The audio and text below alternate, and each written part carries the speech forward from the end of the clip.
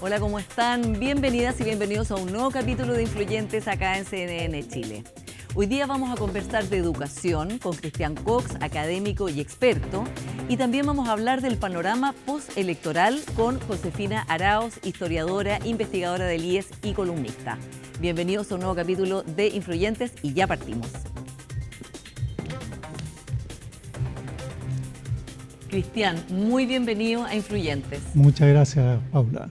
Bueno, y hay muchos temas de educación en el cual tú eres experto, diriges el Centro de Política Educativa Comparada en la Universidad Diego Portales, has trabajado en el Mineduc, o sea, tienes una vasta experiencia.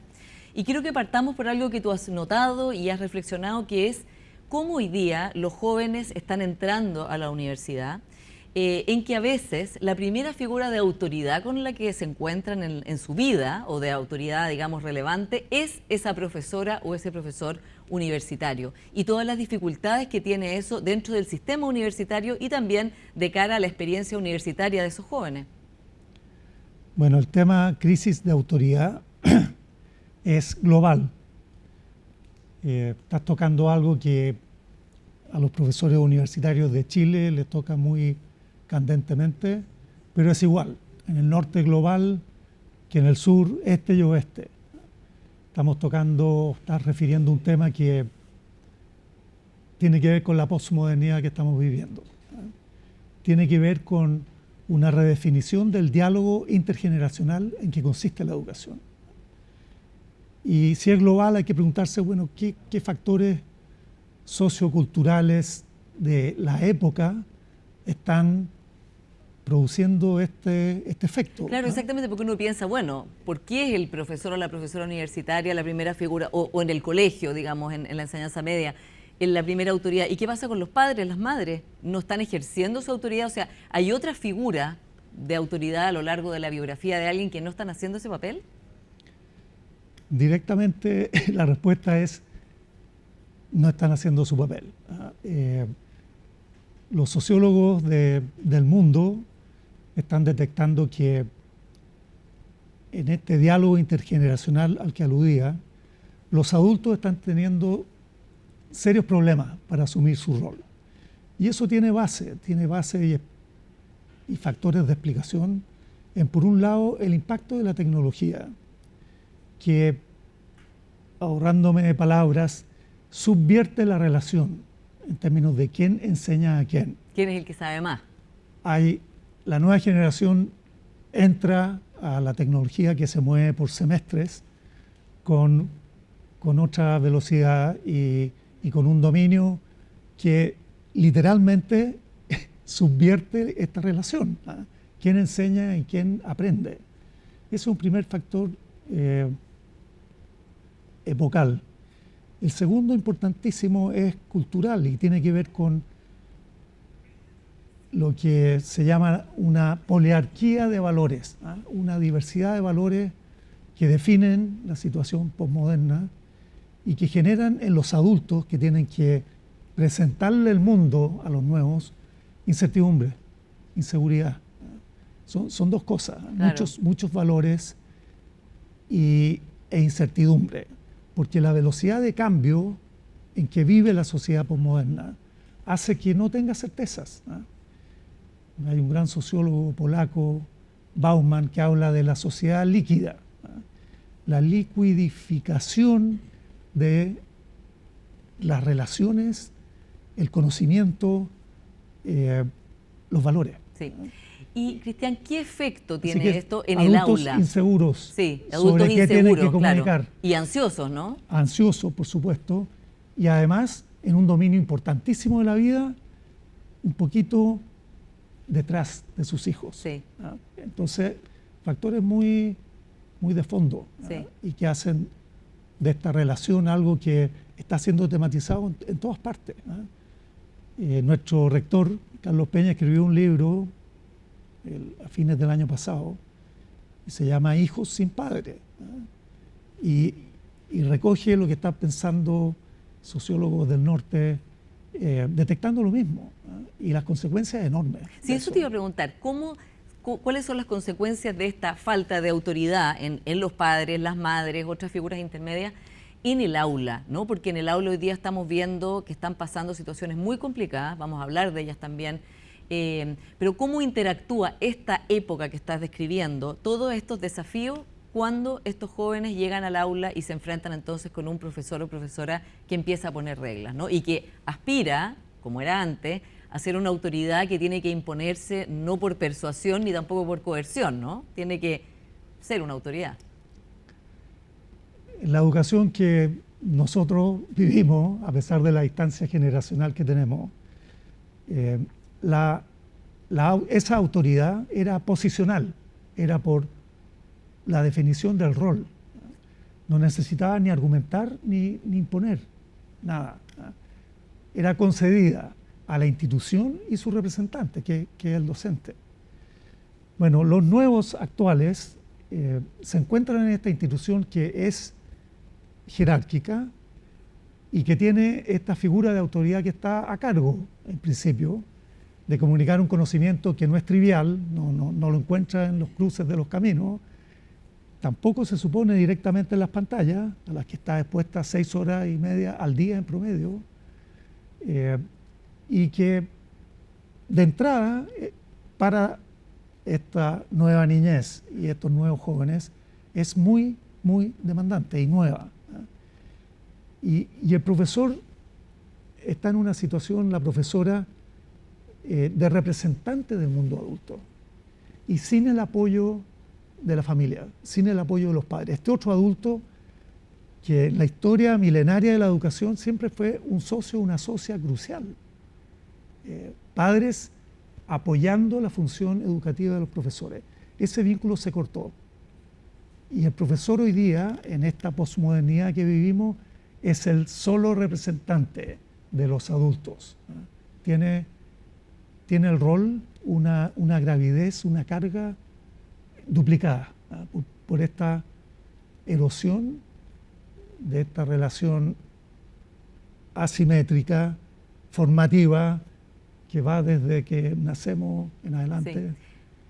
Cristian, ultra necesitados de ser protegidos, nutridos, formados. Aquí hay una tensión enorme.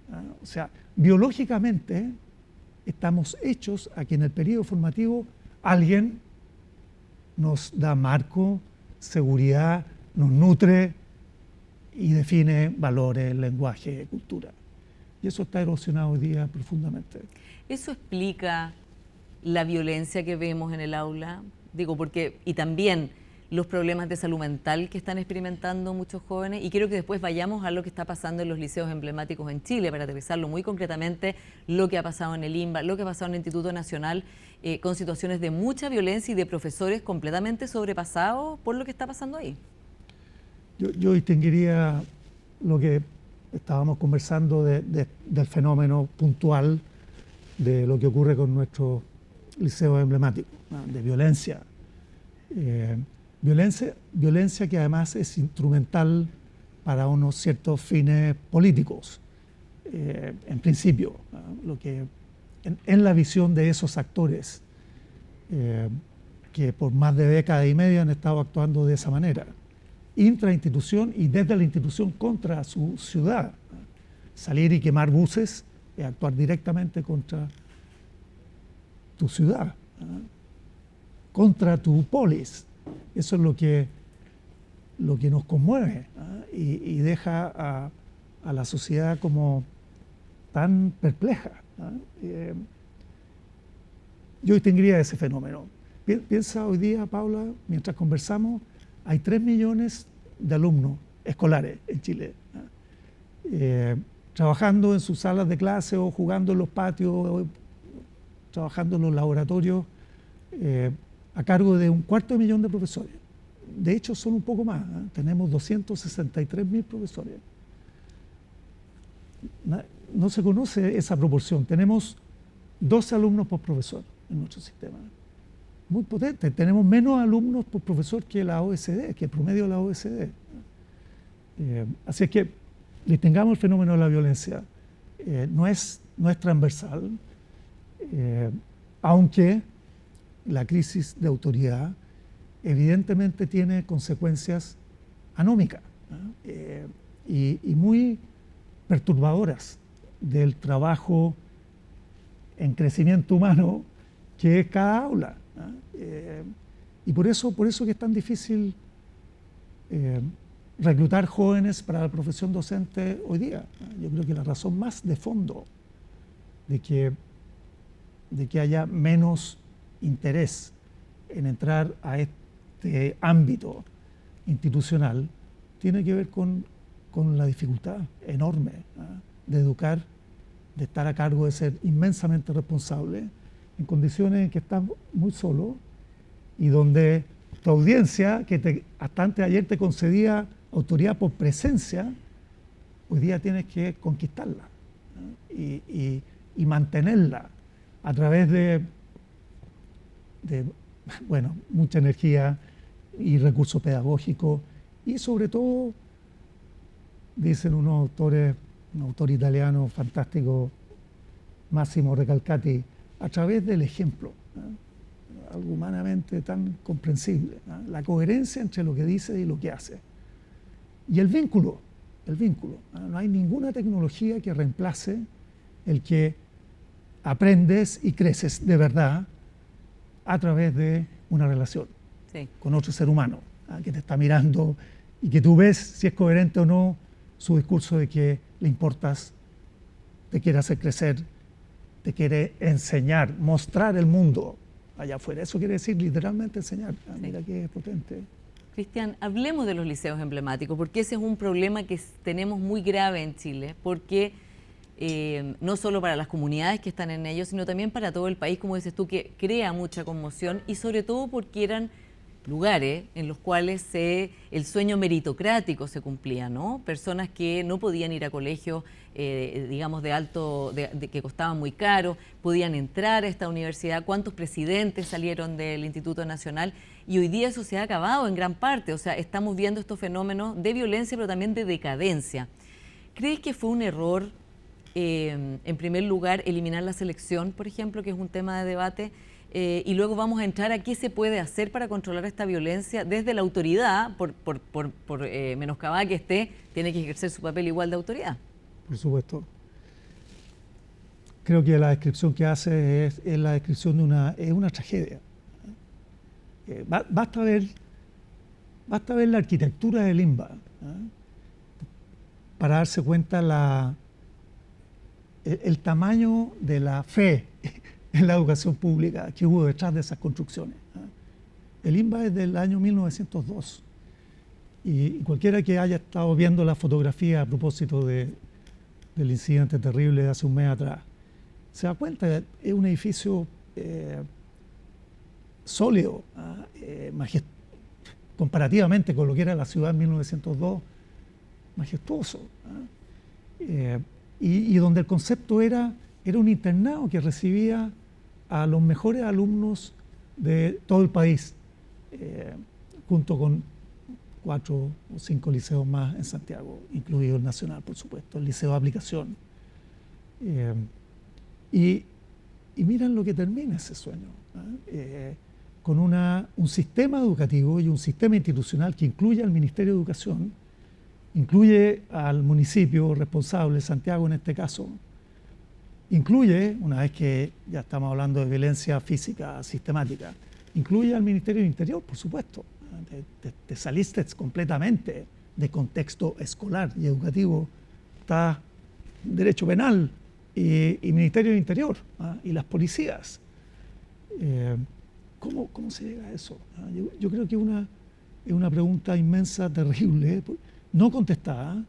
Hay chispazos y distintas interpretaciones, y creo que el tema más propiamente educativo que planteas es crucial tener acuerdo sobre si el sistema público debe tener un canal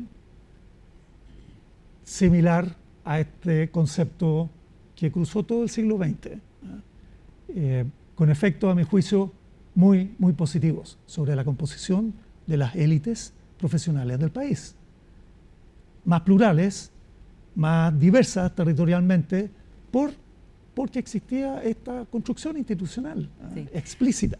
Y la tienen las democracias que admiramos, todas.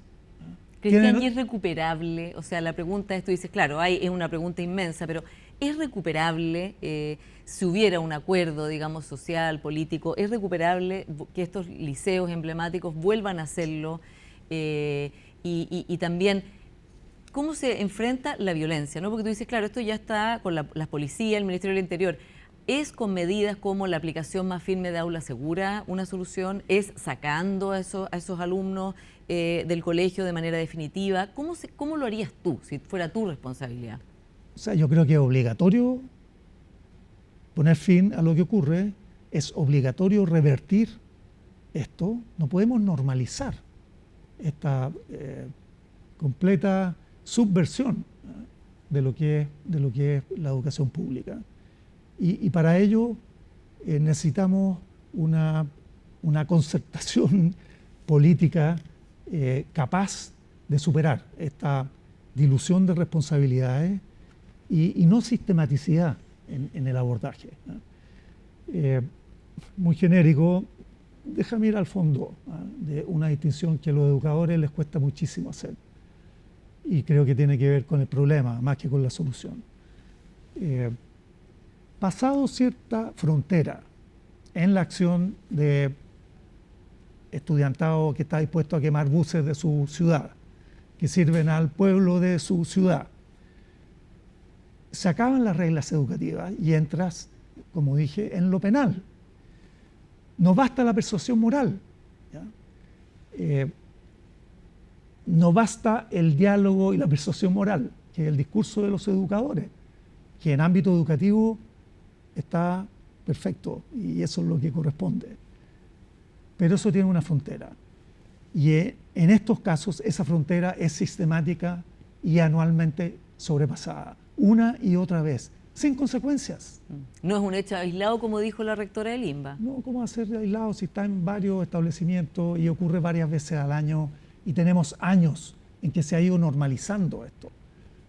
No podemos normalizarlo, ¿no? Es terrible normalizarlo. Y la salida, nombré las 3 instituciones responsables para compartir con el público lo inmensamente difícil que es para cada autoridad de esos subámbitos institucionales poder enderezar el conjunto del asunto. No lo puede hacer, ¿no?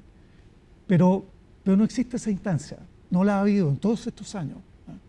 Que conjuga educación a nivel nacional, educación a nivel local y capacidades del Estado respecto al control de la violencia, que es completamente otro asunto, claro. Y donde necesitas inteligencia, necesitas penalidad. ¿Cómo es posible que hayan grupos conocidos después al día siguiente están yendo a clase? Los profesores los conocen. Y se sienten amenazados por ellos además. Totalmente inhibidos. Que tengan batallas campales con carabineros como parte de la rutina, donde hay además un efecto muy propio colegial. El tercero medio del año pasado fue capaz de hacer esto en ese ámbito de cosas. ¿Qué va a hacer el tercero medio del próximo año? Emulación. Una nueva escala, ¿no? Una nueva escala, una nueva línea. Sí. Más Molotov, un boom más grande. O sea, se necesita decisión en el fondo y articulación. Mucha organización e ideas.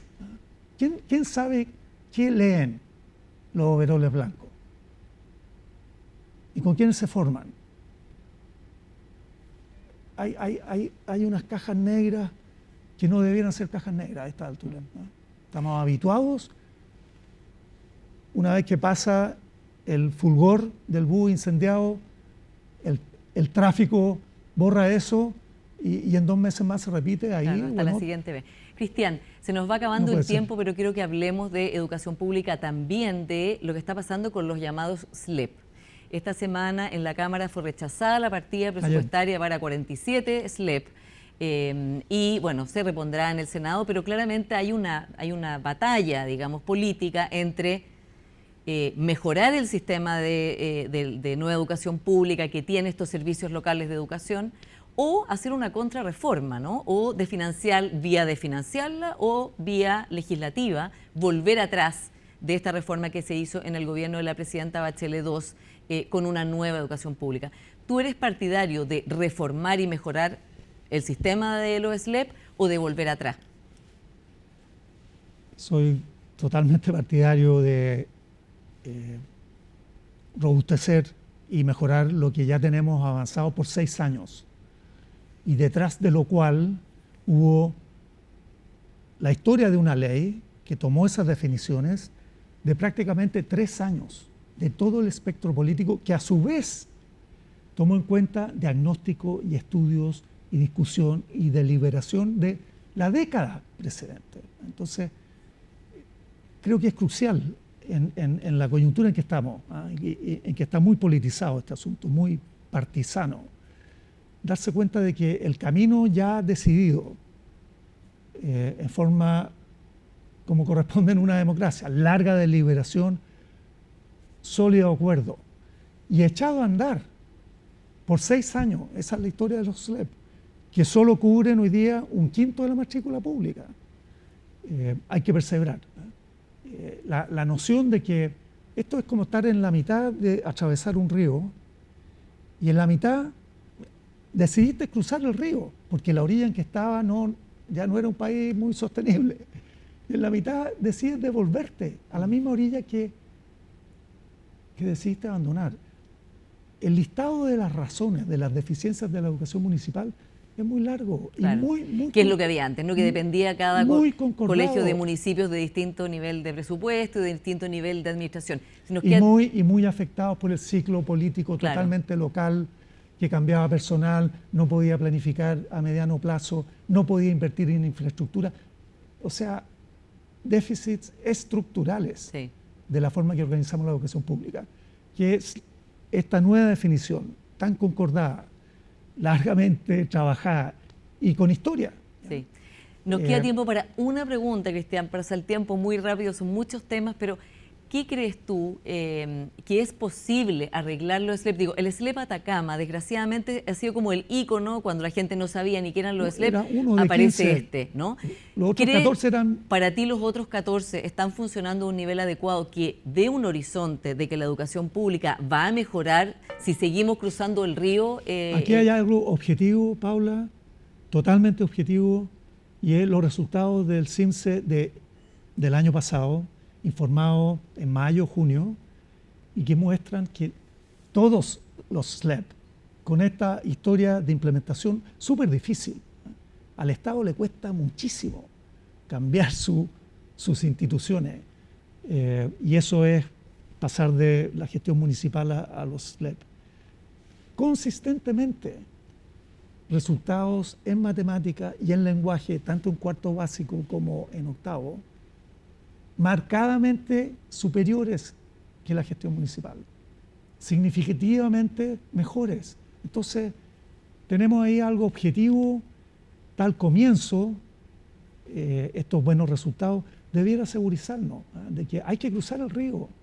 Hay muchas medidas muy visibles, yo diría que el espectro político está muy de acuerdo en que hay que resolver unas cuestiones de ambivalencia de la norma.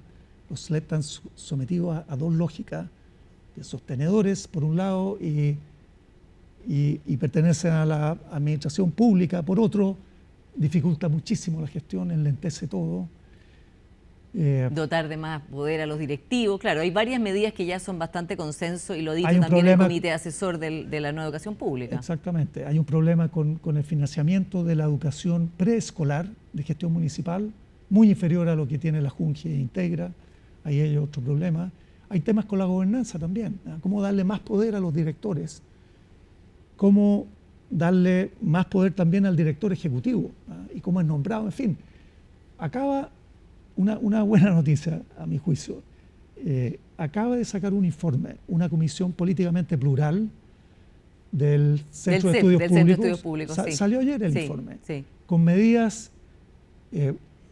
declara desde la partida, esto va de derecha, centro a izquierda. Dice, hay que fortalecer lo que determinó la ley del 2018.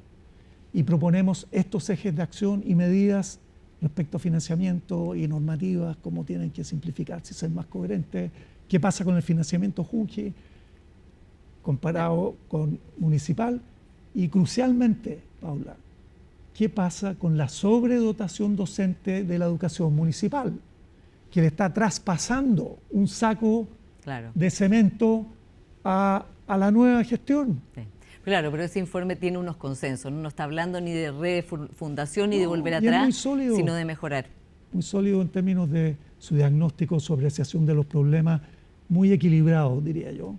Y bueno, como todo universitario optimista, esperemos que el Senado y la Comisión Mixta después tengan muy a la vista un informe de este tipo. Sí, y además con muy destacados expertos en educación de todo el espectro político, como de todo el espectro Cristian. Político, mucha experiencia acumulada. Sí.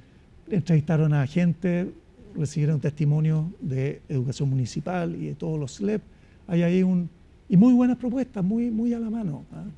Es de esperar que el signo de la Cámara sea revisado como corresponde por la Cámara Revisora y lleguemos a una respuesta en que saquemos a la educación pública al otro lado del río. Cristian Cox, muchas gracias por esta conversación.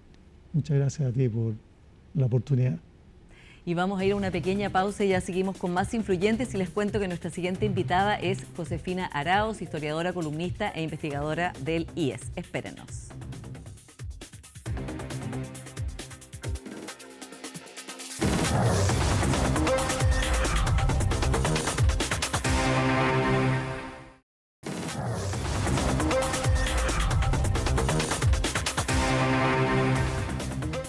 Ya estamos de vuelta con nuestra siguiente invitada, Josefina Arauz, historiadora, columnista. Bienvenida a Influyentes. Gracias, Paula. Bueno, hay muchas noticias y la actualidad no para, Josefina, pero quiero que hagamos un panorama. ¿Cómo estás viendo tú la situación post-elecciones y ya a pocos días, poco más de una semana, de la segunda vuelta de gobernadores? Bueno, un momento como definitorio, ¿no? O sea, las elecciones recientes cambiaron un poco el panorama, ¿cierto? Sobre todo, creo, respecto de cómo venía la oposición, porque los resultados fueron algo distintos. No es que a republicanos le haya ido mal, ¿cierto? Pero le fue menos bien de lo que se esperaba. Y a Chile Vamos le fue harto mejor también de lo que se auguraba. Y yo creo que eso dejó a la centro-derecha en un lugar un poco más cómodo, que no puede implicar tranquilidad, ¿cierto? Ni complacencia, pero la dejó mejor aspectada para lo que viene y con una oportunidad, yo creo, no sé cómo la van a tomar, ¿no? Y no es claro cómo eso va a evolucionar, pero con una oportunidad para volver a instalar la pregunta por la unidad. O sea, claro. Esa es una de las grandes lecciones, o sea, una centro-derecha fortalecida, pero también la pregunta para todo el sector de si van a trabajar unidos o no, o por vías diferentes, porque fue algo muy ruidoso, ¿cierto?, para el proceso de definición de candidatura y también para los resultados, sobre todo en el caso de gobernadores, lo que pasó por ir por separado la centro-derecha y republicano en particular. Y desde el punto de vista de la hegemonía dentro de las derechas, ¿no? Claro, como dices tú, cambió el temor que estaba bastante instalado de que republicanos iba a arrasar y que Chile Vamos iba a quedar muy minimizado, con lo cual estaban como siempre presionados a parecerse a republicanos, a ponerse más duros. ¿Crees que este aire que le ha dado sin duda la elección a Chile Vamos y la posición muy, digamos, superior que tiene la exalcaldesa Evelyn Matei hoy día para las presidenciales, le dará la posibilidad de hacer una reflexión profunda de, por un lado, cuál es su diferencia, ¿no? Cuál es su propio proyecto, cómo se plantea de cara a la ciudadanía y cuál es el programa que Chile necesita hoy día después de todo lo que ya ha pasado? Sí. O sea, yo creo que no está resuelta la pregunta para Chile Vamos de cuál es su identidad, ¿no? Lo que lo distingue. Pero sí quedó un poco matizado que la respuesta obvia sea el discurso y la práctica de republicanos, ¿no? Yo creo que habían señales de eso ya para los hitos electorales que han tenido lugar en el último tiempo, pero ahora se termina de consolidar, ¿no? Porque hay un respaldo muy fuerte a la centroderecha, ¿no? Y eso obliga a enfrentar ahora con total libertad cuál es el proyecto político que hay para ofrecer, y que además se supone que está un poco suspendido, detenido, ¿cierto? Porque Evelyn Matei había sido muy explícita en decir que estaba esperando, está terminando bien su trabajo en la Comuna de Providencia, ¿cierto? No quería como echar a andar la maquinaria de la presidencial hasta terminar también esos tiempos, y yo creo que ahora ya viene el momento de que ella empiece a aclarar cuáles son sus elementos distintivos, y ese es el gran desafío, ¿no? Ahora, Óscar Lanterreche distingue tres derechas: una derecha dura, con reminiscencias pinochetistas, podríamos decir, una derecha liberal y una derecha social, ¿no? Y está esta derecha social que han encarnado distintas personas. Recuerdo después del estallido, por ejemplo, Mario Desbordes, el diputado Chalper, en fin, distintas personalidades diciendo, bueno, es importante darle curso, entender que aquí hay necesidades no satisfechas, que la derecha también tiene que hacerse cargo y no solamente insistir en el crecimiento, el chorreo, etcétera, por ponerlo de una manera más de caricatura, pero no por eso menos real. ¿Sientes tú que esa derecha está tomando una impronta en la candidatura de Evelyn Matei, por ejemplo?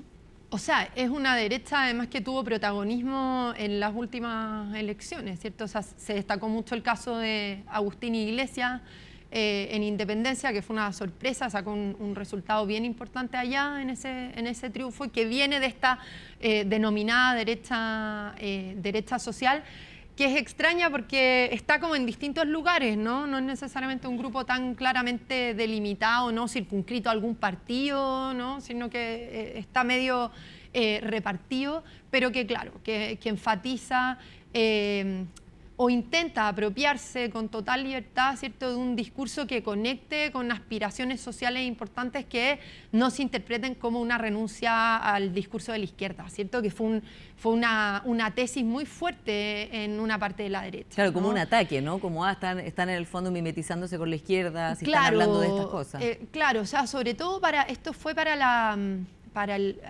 previa al segundo gobierno de Sebastián Piñera. Ese fue un discurso que se instaló mucho, ¿no? Que la tesis del malestar, que la tesis del descontento, ¿cierto?, de las críticas al modelo, eran en verdad un discurso levantado por la izquierda al que había que oponerse, ¿no? Y el resultado de Sebastián Piñera en esa elección para su segundo gobierno fue tan potente que se interpretó como una confirmación de ese discurso. Y yo creo que fue una lectura equivocada, ¿no? O sea, la derecha tiene que ser capaz de tener un discurso más allá de una agenda de crecimiento, ¿cierto?, como tú decías, de chorreo, y que conecte sin renunciar a su identidad, ¿cierto?, con el descontento de la ciudadanía y con las grandes aspiraciones, grandes demandas sociales que hay en un grupo importante de la población, ¿no? Bueno, dentro de Chile Vamos, el partido que le fue mejor fue a Renovación Nacional, ¿no?, que de hecho saca un resultado bien impresionante. ¿Cómo ves tú a la UDI, que está también en una crisis de identidad, podríamos llamarla, ya que una parte de la UDI está mucho más cercano a republicanos, ¿no? Se disputan ese mismo electorado, y otra parte no, y además vemos una renovación generacional, ¿no?, con el diputado Guillermo Ramírez liderando la UDI también con su propia impronta? Bueno, es que esa es una gran pregunta que tienen partidos que surgieron al alero de circunstancias muy particulares, ¿no? De circunstancias históricas muy particulares y vinculadas a proyectos también muy específicos, a liderazgos también muy específicos. En el caso de la UDI fue el liderazgo de Jaime Guzmán, y que obliga a eso, si acaso aspiran a perpetuarse en el tiempo, a ir renovando ese discurso a la luz de las distintas circunstancias. Yo creo que el problema de renovación, ¿cierto?, y de actualización de proyectos, etcétera, es un problema general de los partidos políticos hoy día. O sea, de todo el espectro. De todo el espectro, de renovación de cuadros, ¿cierto? Juan Pablo Luna, en su último libro, habla de no confundir partidos políticos con vehículos electorales, ¿no? Algo así, creo que esa es la expresión que ocupa para hablar de conglomerados que logran levantar ciertos liderazgos, pero que no constituyen propiamente partidos políticos con arraigo territorial, ¿cierto?, con militantes y con proyectos de largo plazo. Eso hoy hay poco, y lo que queda está un poco en crisis. Entonces, yo creo que esa es una pregunta que enfrentan, no sé si, o sea, creo que lo ha vivido de manera particular la UDI frente al emplazamiento, a cómo le ha disputado, ¿cierto?, el mundo republicano su base, pero creo que es transversal a la política. Ahora, también una lectura de esta elección fue que triunfó la moderación, ¿no? Porque evidentemente hay, bueno, le fue bien a Chile Vamos, le fue bien también al socialismo democrático, ¿no? No fue arrasado como se pensaba por el Frente Amplio. Aun cuando el oficialismo desde luego perdió 40 alcaldías y que tampoco es un resultado para celebrar, pero no, digamos no fue una avalancha, y dentro de las izquierdas el socialismo democrático le fue bastante razonable. Pero ¿será así o será también una proyección de lo que todo el mundo quisiera, como retomar un debate público menos hostil, menos polarizado, menos insultante?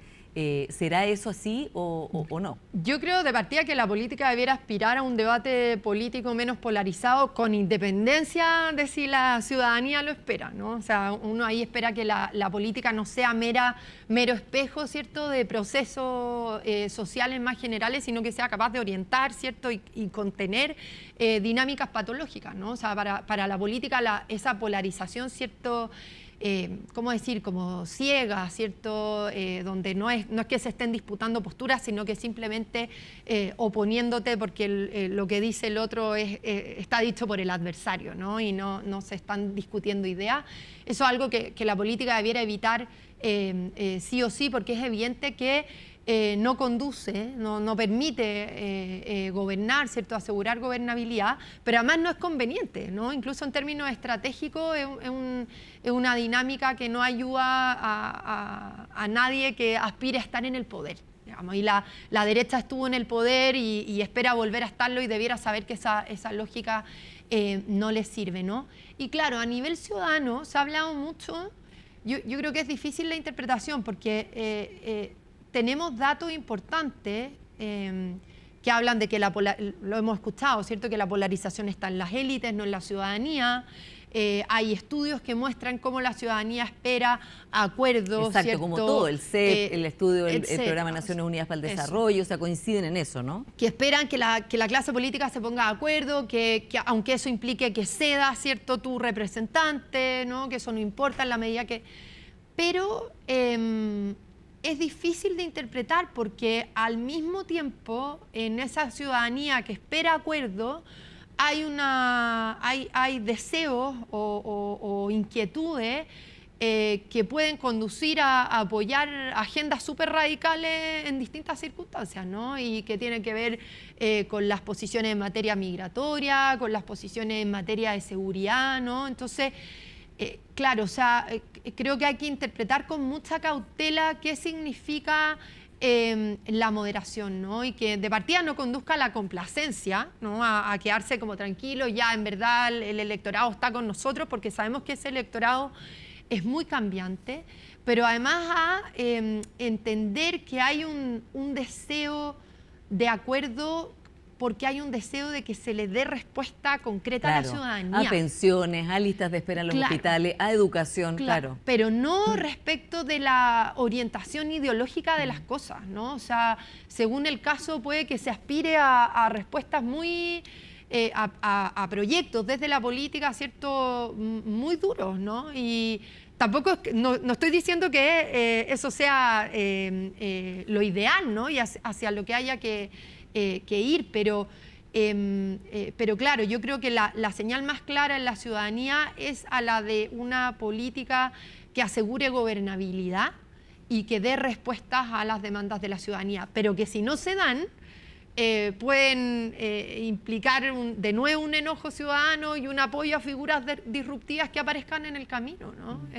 Porque al mismo tiempo que tenemos esos resultados, en CADEM, bueno, eso siempre puede ser variable y en fin, hay que saber ponderar este tipo de encuestas, pero en CADEM Bukele aparece como una figura... Sí. Espontáneamente nombrada por las personas, ¿cierto?, como referente. Claro, ¿no?, como el más popular presidente de la región. Y también, Josefina, toda esta discusión que estamos teniendo se da con el triunfo apabullante de Donald Trump en Estados Unidos, que es la señal, podríamos decir, inversa, ¿no? Como además él ya ha dicho todo lo que va a hacer. ¿Y cuál es su relación con sus adversarios políticos? Digamos que es de enemigos políticos. ¿Nosotros en Chile estaríamos en otro proceso o es algo que está porque esto también está pasando en muchas partes del mundo, que este tipo de liderazgos así van capturando la imaginación de las personas, su voto. El caso de Bukele, como dices tú, en El Salvador, también está Javier Milei en Argentina, bueno, y este triunfo de Donald Trump. Yo creo que no estamos en la misma situación en el sentido de que tengamos un equivalente a Donald Trump, ¿no? a ese tipo de liderazgo. Y en ese sentido creo que es mejor, o tal vez es más conducente, no pensar las equivalencias desde esas figuras, ¿cierto? Como enfrentar esto con la pregunta de cuál es nuestro Donald Trump hoy o cuál va a ser en el futuro, que ha sido una forma de abordar la discusión y las analogías, ¿no? Anunciando que vendrá una figura así. O que lo hubo, ¿cierto? Se hicieron equiparaciones, ¿cierto? Con Kast, etcétera. No me voy a meter ahí, pero se han hecho esas asociaciones. Y en cambio lo que sí yo creo que son equiparables o podemos mirarlas desde ahí es el de las dificultades de la política tradicional, ¿cierto?, para responder a las demandas de la ciudadanía. O sea, tenemos sistemas políticos muy crecientemente impotentes, ¿no? La democracia sabemos que es lenta, hay una frase típica, ¿cierto?, de la democracia no es para impacientes, en fin, es lenta por definición, pero hoy parece que está siendo demasiado lenta o a ratos esa lentitud se está confundiendo con impotencia, ¿no? Y con incapacidad para responder a problemas de gran magnitud, ¿no? Y a experiencias muy generalizadas de incertidumbre que pasan por muchas cosas. Entonces, lo que a mí me inquieta cuando se mira el caso de Estados Unidos es que uno se quede solo en los problemas evidentes de Trump, ¿cierto? Y no nos preguntemos por qué pasó en el mundo republicano que se consolida una figura como Trump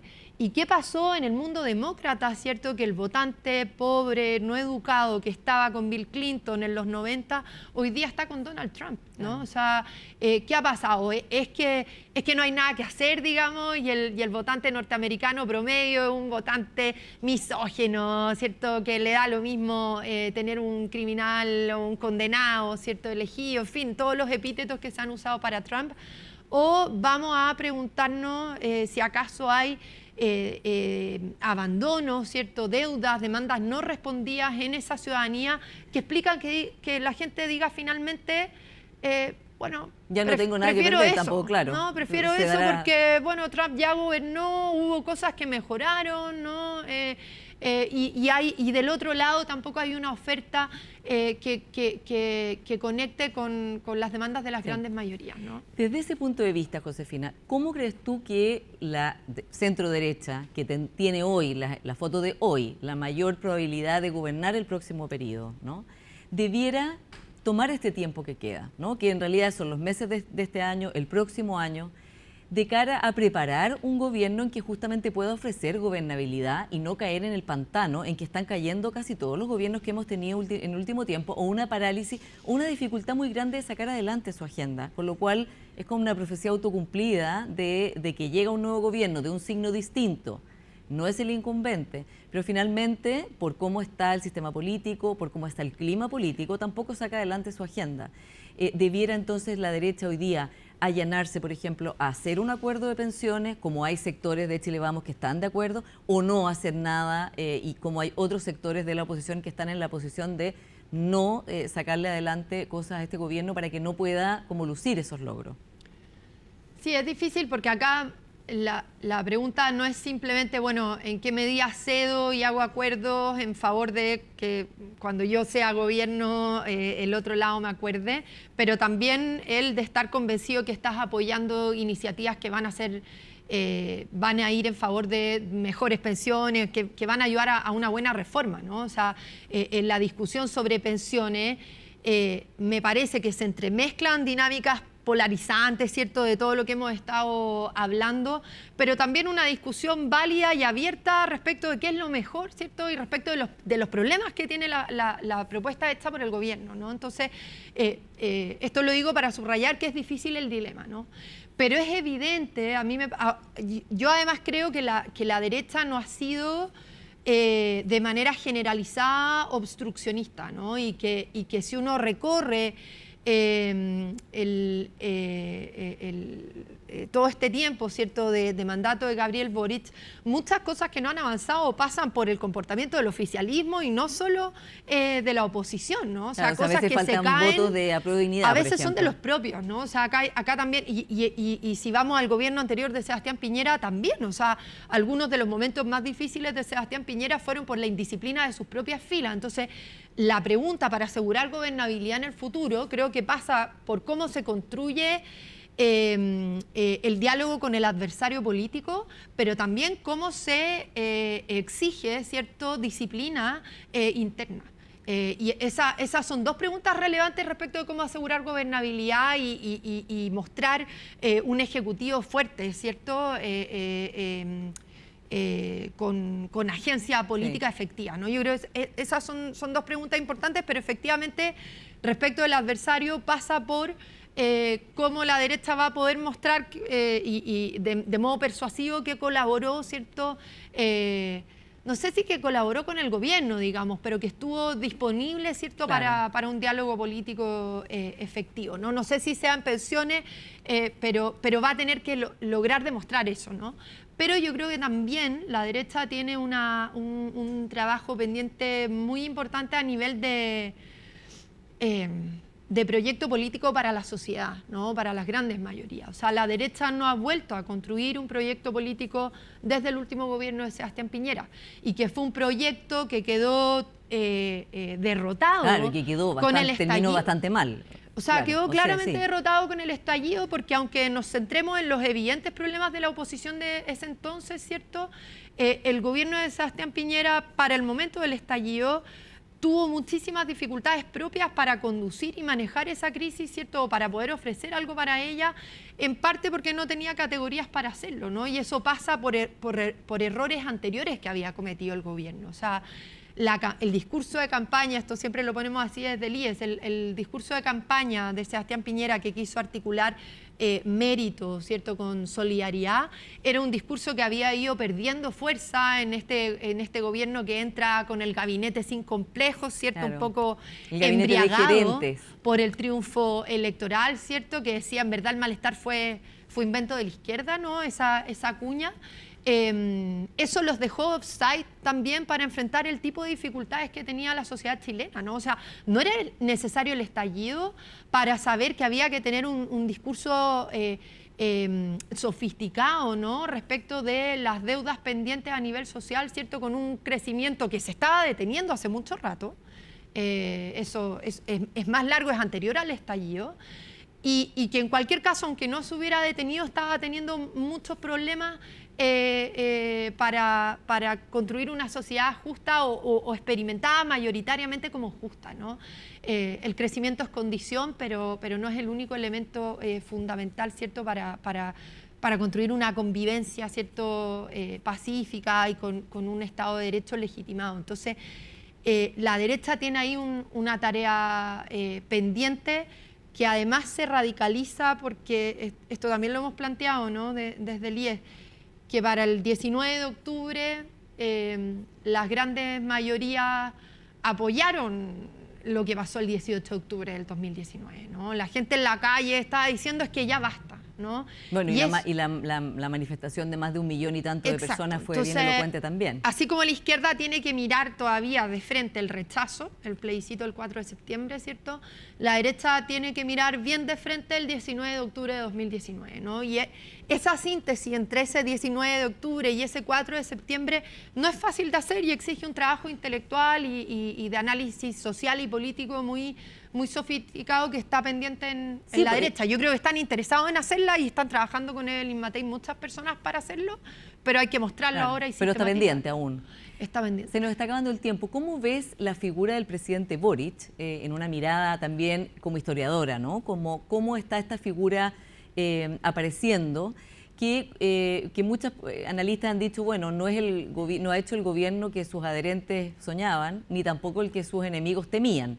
¿En qué lugar está quedando? ¿Y coincides o no con Eugenio Tironi y otras personas en que es una una figura muy importante del socialismo, finalmente, como una figura del socialismo histórico. O sea, yo creo que es evidente que Gabriel Boric es no se puede narrar la historia, ¿cierto?, de la izquierda de las últimas décadas sin pasar por él. O sea, es una figura muy protagónica, y su evolución política, una vez que llega a la moneda, también es interesante de analizar, y tiene luces y sombras, pero es evidente que es un gobierno que ha tenido muchísimas dificultades.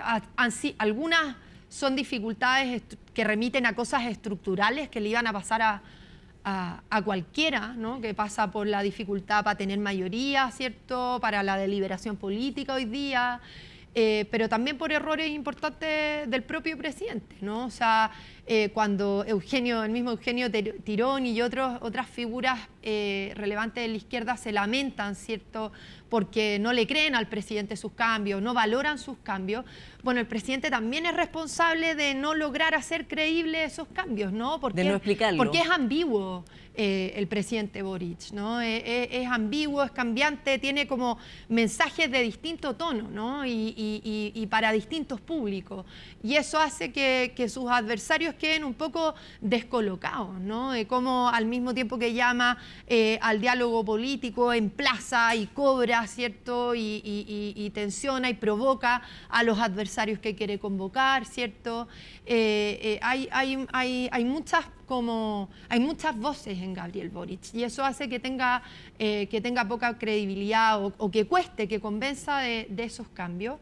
Pero además acá, además de las dificultades que ha tenido y los errores del propio presidente, que se confirman además en toda la polémica del caso del ex subsecretario Monsalve, ¿cierto?, que han sido las noticias de los últimos días, está también la derrota de su sector político, no solo de Gabriel Boric, sino el proyecto político del Frente Amplio, ¿cierto?, de la nueva izquierda, quedó en cuestión, ¿cierto?, quedó muy debilitado con los problemas que tuvo este gobierno, pero también con el plebiscito, con el rechazo del proceso constitucional, ¿no?